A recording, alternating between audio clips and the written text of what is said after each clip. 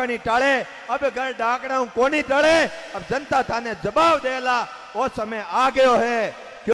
वर्तमान जिला परिषद सदस्य जन जन की आवाज और हमें हमेशा सही मार्गदर्शन देने वाले बड़े भाई उमेदाराम जी बेनीवाल साहब को जन्मदिन की बहुत बहुत शुभकामनाएं। हनुमान जी बेनीवाल साहब ने जो खेमा बाबा की धरती पर जिस कोहिनूर को तलाश कर हमारे बीच में भेजा, वो पिछले 5 सालों से हमारी उम्मीदों पर हर उम्मीद की उम्मीद बनकर खड़ा है। ये अपने आप में सौभाग्य की बात है। मैं हनुमान जी बेनीवाल साहब का धन्यवाद इसलिए ज्ञापित करूंगा कि जिस बाइतों को जिस कोहिनूर की तलाश थी, जिस बेटे की तलाश थी, जिस पुरुष की तलाश थी, जिस योद्धा की तलाश थी, वो कमी आपने पूरी कर दी है। क्या ये बात सही है? दोनों हाथ उठा के बोलेंगे क्या ये बात सही है? और पिछले 5 सालों से जब भी बाइतों की धरती सहित पूरे बाड़मेर और जोधपुर संभाग में शोषित, पीड़ित, दलित हर किसी की आवाज प्रमुख रूप से दूसरे हनुमान बन के उठाने का काम किसी ने किया है तो बाइतू का लाडला उमेदाराम बेनीवाल है। दूसरा मुझे इस मालानी की धरती पर और जोधपुर संभाग में ऐसा लड़ाका कहीं नहीं दिखा है, जिसका परिणाम है मैं जहां लिस्टें देख रहा था राष्ट्रीय लोकतांत्रिक पार्टी के सदस्य बनने की, उसमें 36वीं कौम और 36वीं बिरादरी के लोग प्रमुखता से उमेदाराम बेनीवाल और राष्ट्रीय लोकतांत्रिक पार्टी का दामन थाम रहे हैं। जो लोग बोलते हैं कि राष्ट्रीय लोकतांत्रिक पार्टी जातिवादी पार्टी है, उनके लिए पुखराज जी गर्ग सबसे बड़ा उदाहरण है, जो दलित समाज के बेटे हैं और राष्ट्रीय लोकतांत्रिक पार्टी के प्रथम प्रदेशाध्यक्ष के रूप में उन्होंने पार्टी का दायित्व संभाला।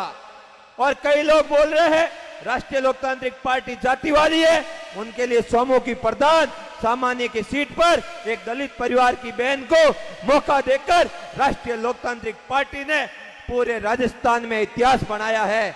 जो लोग बोलते हैं राष्ट्रीय लोकतांत्रिक पार्टी जातिवादी है, उनके लिए बहन इंदिरा बावरी जो घर में चूल्हा चौखट का काम करने वाली एक दलित समाज की बेटी को लाके राजस्थान की विधानसभा में आज शेरनी की तरह दाड़ रही है, ये राष्ट्रीय लोकतांत्रिक पार्टी ही कर सकती है, ये हनुमान बेनीवाल ही कर सकता है। दूसरा सिर्फ और सिर्फ अपने बेटे को मौका देगा या अपने भतीजे को मौका देगा या अपने परिवार के किसी सदस्य को मौका देगा या फिर किसी पूंजीपति को लाकर हमारे सामने खड़ा कर देगा, हमारे बीच में खड़ा कर देगा। लेकिन हमें अब सावधान रहना है, सावचेत रहना है, क्योंकि चुनावी साल है। कई पंगु आपके बीच में आएंगे, आपको ठगने का प्रयास करेंगे। जिन्होंने पंजाब तक को नहीं छोड़ा वो ठग अब आपके बीच में घूमना शुरू हो गए हैं। उनसे सावधान रहना मेरे भाइयों, क्योंकि ठगने की जो सीजन होती है उनकी ये 4-6 महीने की होती है। उसमें आपसे कई तरह के धर्मेलों के रिश्ते निकालेंगे, कई तरह के आपके पुराने रिश्ते उनको याद आएंगे, लेकिन उनके जाल में ना फंसकर जो आपके लिए 5 साल तक संघर्ष किया है उनका साथ देना है।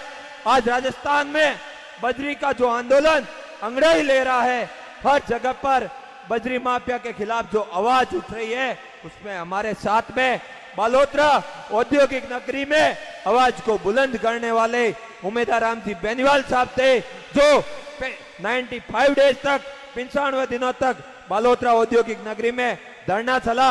उसमें हम लोगों ने आमरण अनशन भी किया और हनुमान बेनीवाल साहब ने 2012 के बाद शहीद भगत सिंह मैदान को कसाकस भरकर बहुत ही बड़ी रैली की और पूरे राजस्थान में संदेश दिया कि जिस बजरी माफिया को आप बाहुबली बोलते हो उसके खिलाफ लड़ने के लिए राष्ट्रीय लोकतांत्रिक पार्टी हर जगह पर अमन चैन और खुशहाली की बात होगी। राजस्थान हरा भरा हो जाएगा। मैं बात करता हूं पिछले 5 सालों में आपके नेताजी कल बालोतरा में थे तो पहले बायतू के विधायक थे, अभी हमारे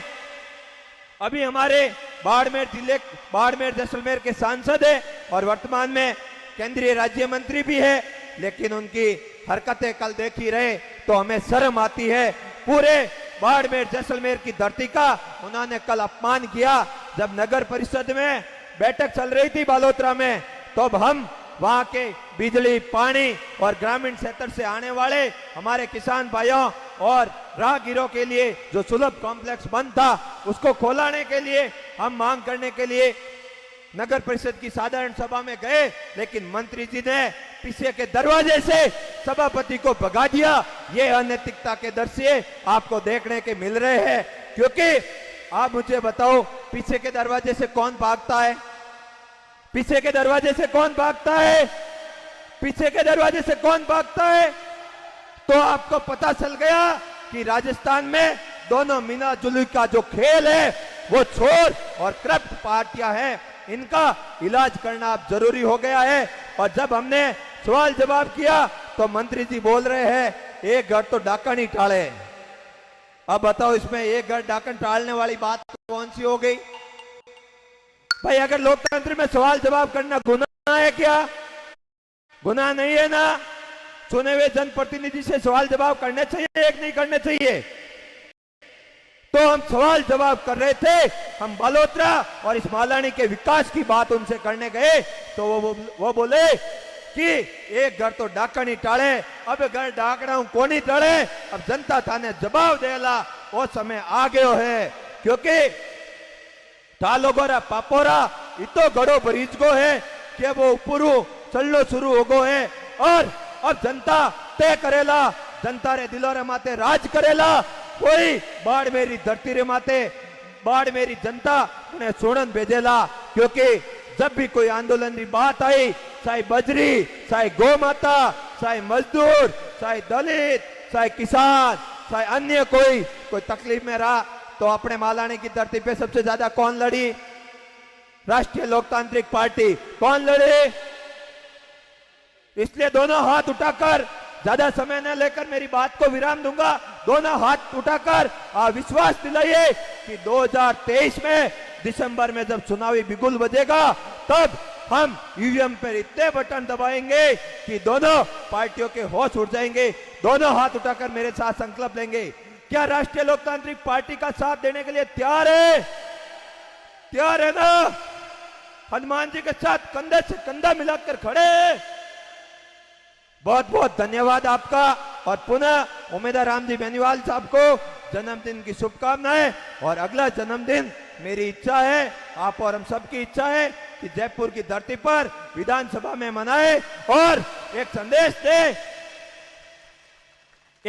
दे कि राजस्थान में अब लड़ाकों की जगह है, लड़ाके हैं उन्हीं को ही जगह मिलेगी, बाकी किसी को जगह नहीं मिलेगी।